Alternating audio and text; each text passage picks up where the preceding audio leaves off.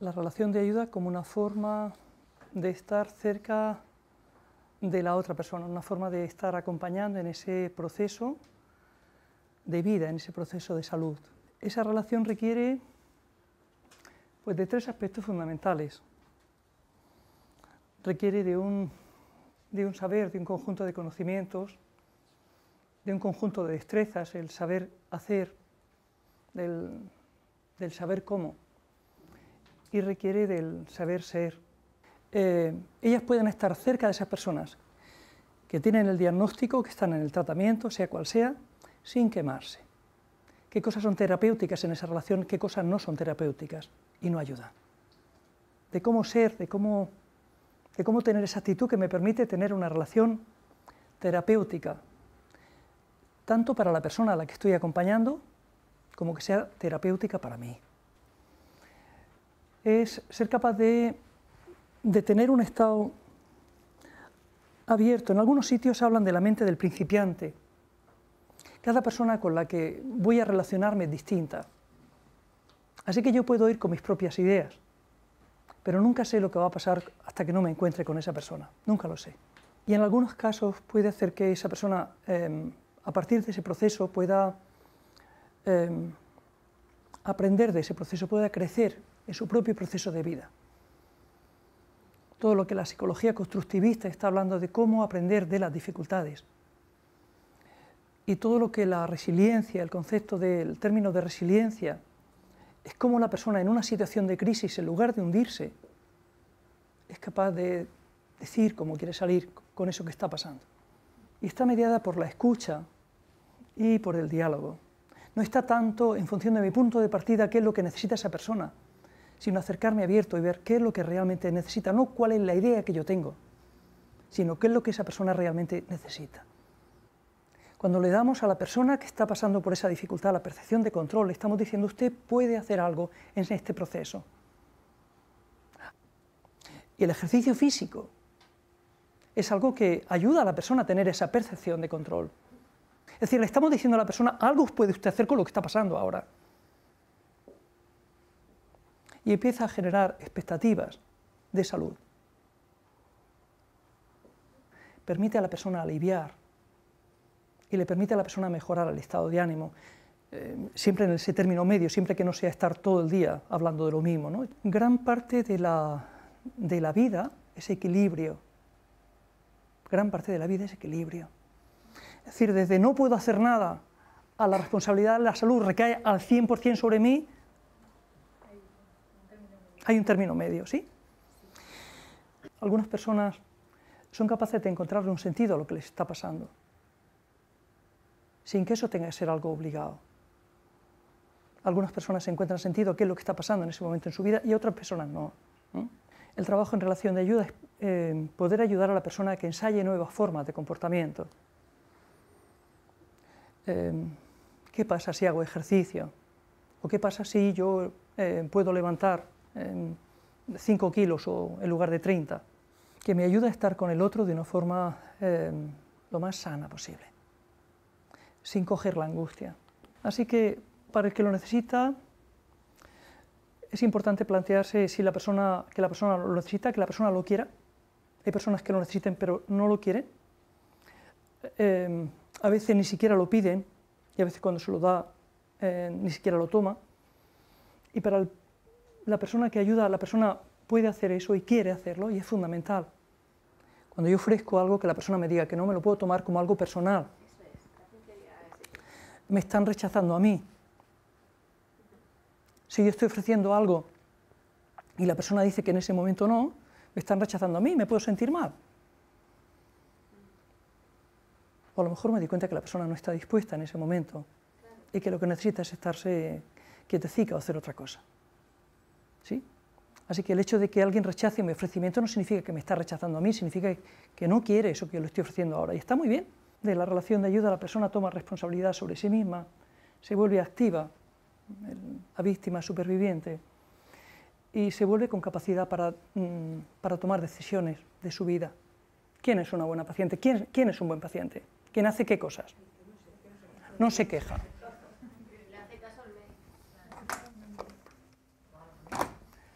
no se queja. ¿Qué más cosas es una buena paciente? Siempre pone buena cara. Pone buena cara. Es positivo.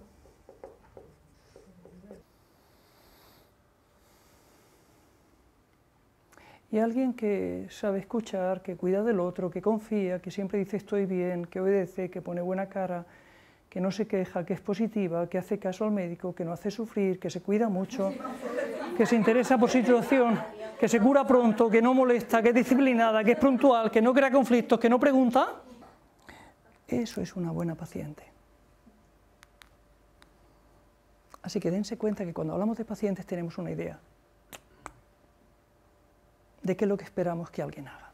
¿Cuál es la idea de que la gente dice que es una buena paciente? Durante mucho tiempo, las ciencias de la salud han utilizado este tipo de relación. Aquí el personal sanitario, aquí la persona que está con la dificultad. Genera una sensación de desprotección, una sensación de locus de control externo. Todo el poder de mi salud, de mi vida, está fuera, y genera una carga tremenda para el personal sanitario. Cuando se establece una relación de persona con enfermedad, una persona enferma es una persona que en un momento dado de su vida tiene una enfermedad. Eso es un enfermo. Y la enfermedad es algo que le pasa a la persona en un momento de su vida. Y cuanto más le damos capacidades sobre su propia vida, sobre su propio proceso de salud, más se convierte en alguien activo y más pronto es capaz de aprender a manejarse con la situación. Es decir, la enfermedad como un problema, como algo que hay que resolver, pero de una forma parecida, como la persona resuelve otros problemas económicos, o de relación afectiva, o de relación familiar. Y entonces convertimos a la persona de víctima en superviviente.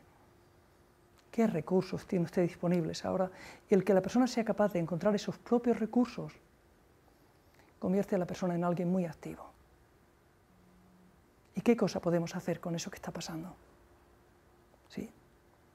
Y eso da mucha fuerza, porque cuando la persona descubre que puede hacer ejercicio y que a lo mejor disminuye la astenia, pues a lo mejor no es algo que se venda en la farmacia, pero a lo mejor la persona tiene recursos que puede utilizar de una forma, pues preguntando a los médicos, preguntando a los expertos, preguntando a quien uno quiera, pero que puede poner en marcha para disminuir esa sensación de cansancio, y cuanto más cansado estoy, empiezo a hacer ejercicio y luego menos cansancio tengo, a pesar de que parezca lo contrario. Y aquí es cuando está el riesgo de quemarse.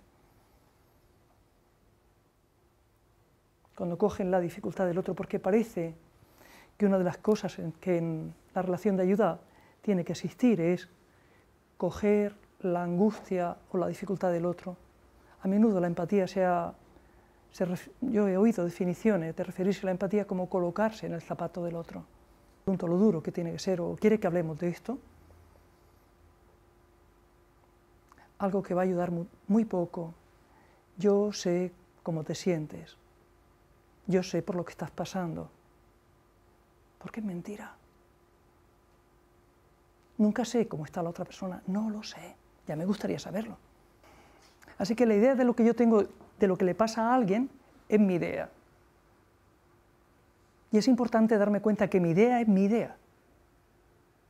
Cómo yo reaccionaría ante una situación es la forma como yo reaccionaría. Que esa forma sea universal es mentira, porque para cada persona su vivencia es única. Este no debería ser un sitio donde las personas no tuvieran emociones. No debería de ser un sitio. Yo de hecho no sé ni siquiera cómo se hace eso. Y aunque lo supiera no sé si estaría interesado en enseñarlo, pero no lo sé, de entrada no lo sé. Para mí las emociones simplemente son indicadores. No considero que las emociones sean malas. considero que algunas no son agradables sentirlas, es mucho más agradable sentir la alegría, el gozo, el amor, claro, es mucho más agradable, evidentemente. Pero la emoción me está indicando que algo pasa. Y cuando trabajemos con emociones, verán que la emoción es simplemente un indicador, me dice que algo está sucediendo. La emoción es una respuesta a la percepción de un hecho, a lo que yo pienso de ese hecho. Las emociones hacen que esta vida a veces sea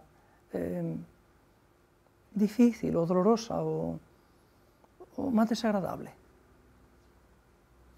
Pero luego soy capaz de poder sentir otras emociones que me hacen que la vida sea hermosa y que me llenan los depósitos para cuando vienen situaciones de dificultad. Los elementos de la relación de ayuda serían la empatía, la reformulación, la escucha, y dentro de la escucha darme cuenta de los elementos que la persona utiliza de generalización o de omisión o de catastrofismo. A veces lo que la persona cuando hace eso es cuida del otro. Esto ha sido muy duro para mí, pero tú no te vayas a asustar. Y a veces las personas hacen eso con el personal sanitario y es probable, no lo sé, es probable que cuando trabajen con personas acompañándolas ahí hagan eso con ustedes. Que cuiden de la otra persona que está ahí.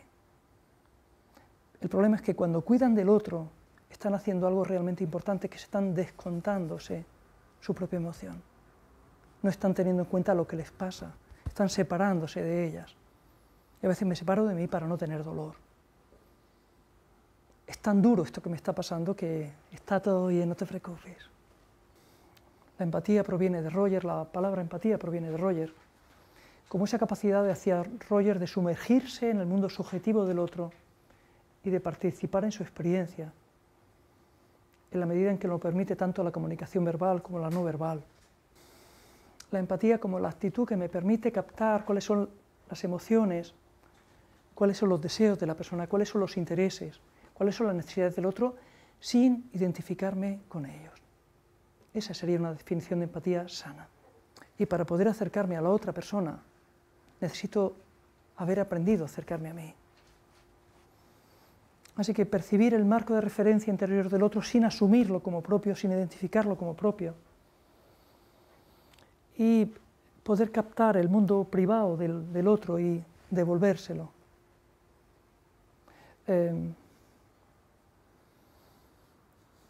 Parece que lo que está pasando te genera mucha rabia o te hace estar muy enfadado. ¿Es así? Y es distinto de tú estás enfadado. Estás de tal manera y no deberías estar de tal manera. No es terapéutico. Estás cansado ya y no deberías de estar cansado. No es terapéutico. El ser auténtico. Si no, no funciona. No funciona. La empatía necesita... Por eso a veces la relación de ayuda no es fácil. No es fácil. Porque me confronta con todo mi miedo, me confronta con todas mis historias. A veces me confronta con mis ideas. Me confronta con mis ideas. ¿Cuál es la dificultad principal en la empatía? El miedo.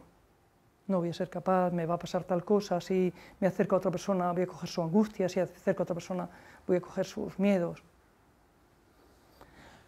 sus dificultades.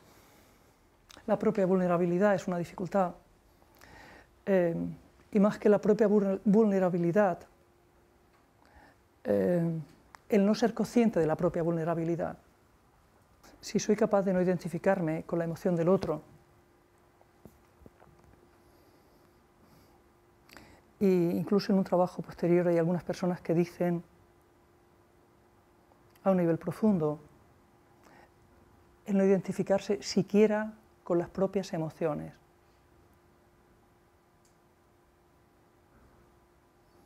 El darme cuenta que lo que yo pienso es un pensamiento y no identificarme con mi pensamiento, sino el pensamiento como algo que genera la corteza. Y el no identificarme siquiera con mis propias emociones y darme cuenta que mis emociones es algo que genera la amígdala. Y cuando me encuentro con alguien con dificultad, lo que hago es tranquilizar o dar consejos o imponer soluciones. lo que tendrías que hacer es tal cosa, lo que alguien como tú tendría que hacer es esto o lo otro, y cuando salimos de ahí, partimos de la base de que yo sé, tú no sabes. Y ahí está la dificultad. Una de las formas de protegerme de eso es correr las prisas, tengo prisa, ¿sí? Lo que dicen las técnicas tal cosa, y reducir la atención solo a la enfermedad o solo al problema. Dejar de ver a la persona entera y centrarla solo en algo que puedo manejar, como es la enfermedad o como es el problema. Es una forma de fijo aquí y no veo lo demás.